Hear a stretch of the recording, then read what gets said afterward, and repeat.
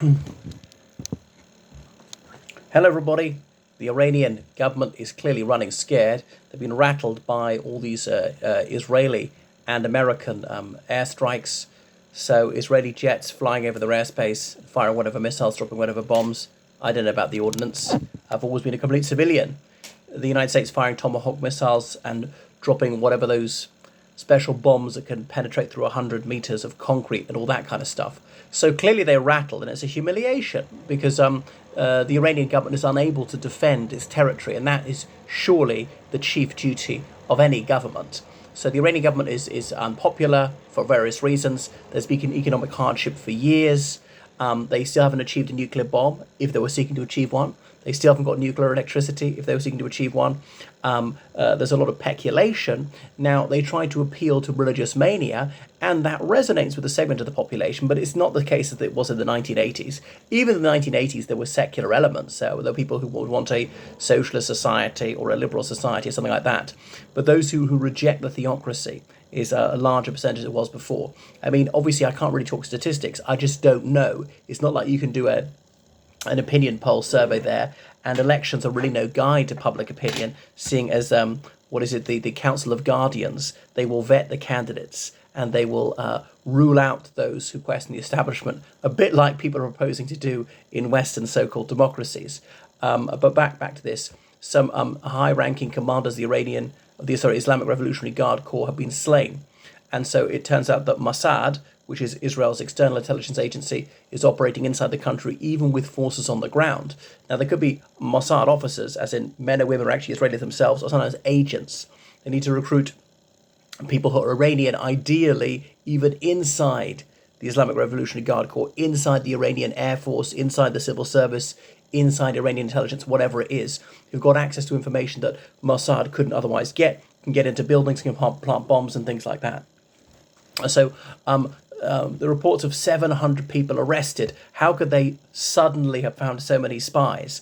Now, presumably, there is a way to round up dissidents, even those who are not Israeli agents at all, and definitely want Iran to win this war, but they want reform, if not revolution. They want a free society. They want an end to people being executed for trifling offences without a fair trial. They would like women to be able to dress as they wish. They like people to be allowed to eat and drink what they want. And they might even be practicing Muslims themselves, but they don't want the imposition of Sharia law and so on. They would like free and fair elections and free expression and stuff like that. They would like the political prisoners to be set at liberty. They want an end to torture and so on. These sort of people, well, then they'll be labelled traitors, because this is what governments will always do about a revolution, is they will say that it's foreign, that it's orchestrated by somewhere else. The trouble is, that accusation is not completely bogus, because the Israeli government has been open in calling for regime change, in touch with some opposition elements. For example, Mohammad Pahlavi, the son of the late Shah Mohammad Reza Pahlavi, Mohammad Pahlavi, who lives in the United States, and he has his staff call himself Your Majesty. I know this because I used to work with people closely connected to him, though I've never met him. I shan't say whom. Now, he is an odd figurehead for the democratic movement, considering his father was a dictator. And yes, there was liberty in the personal sphere. Okay, under the late Shah, eat what you drink, eat what you want, drink what you want, wear what you want. Women's sport was allowed, things like that. They had cordial relations with Israel. But what they did not have elections, no democracy. It was an absolute monarchy. And was that better on balance of what they got now? I think it was, actually. But, there was heavy state repression against those who wanted a democracy then.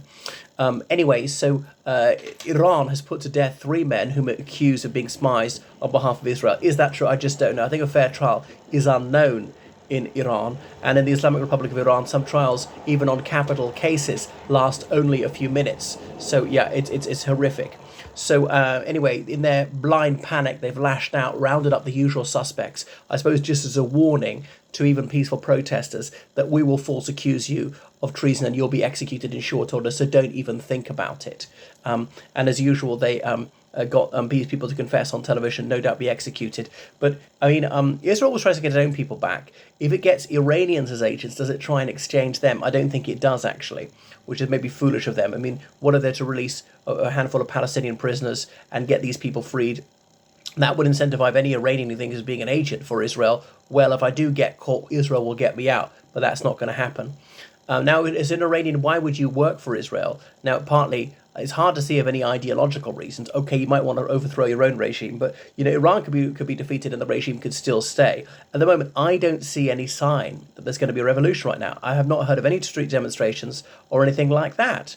So there was a lot of this in end of 2022 into early 2023, but the regime survived and seems to be a bit more secure than ever, despite its defeats. And the one thing is, Trump is saying, "Come to the table." The Iranians might actually do that, and their retaliation against the United States was very slight, was simply for the sake of form. So they might be open to talks, to easing of sanctions, improving the economic situation, would actually make the regime a bit safer and so on.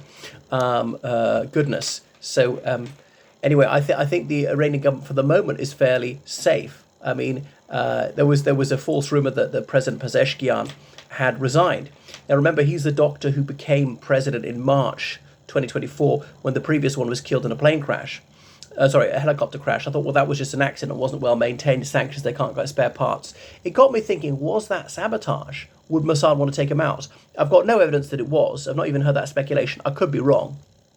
But if you had only one helicopter that was working very, very well in the whole country, surely you give that to the president. You would prioritize them. So Iran is very worried about the media abroad, is stepping up its attempts to intimidate Iranian journalists before, to threaten the relatives of Iranian journalists who are still in Iran, and saying that, if you criticize the government, that could be treason, this is wartime, and so on. So the Woman Life Freedom movement seems to have been successfully repressed, unfortunately, but the government is a bit too afraid to enforce its writ on certain issues which are deeply unpopular. Goodness. So I fear for those political prisoners. And I know a woman in London whose husband is there in Iran under sentence of death. He was just cryptocurrency dealing. He was criticizing the Iranian government from abroad, but was illegally brought back and, is in prison in horrific conditions. So it's a very cruel and bloody regime.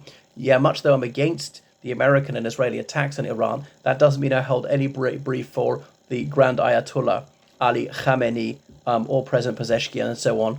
Some people naively thought the Pezeshkian would be more humane, would spare some prisoners, but that turned out not to be the case. So would definitely like a free Iran. At the moment, I just don't see it happening. And these defeats by Israel and the United States, that doesn't appear to have been happened. There are some real hardliners, some real militants who would dislike what the government is doing because they think it's not hitting back hard enough with everything it's got. But obviously the cupboard is almost bare. They don't have that many assets left. And their technology is more than a generation behind that of Israel and the United States. The Israelis are the masters of hacking. We're able to read all their communications. Remember, there was an Iranian Jewish community which mostly shifted to Israel after 1979, so they've got plenty of native speakers of Persian who understand all this stuff. Anyway, thank you for watching my channel. Make sure you subscribe on Patreon, donate PayPal, georgecallahan79@gmail.com. Goodbye.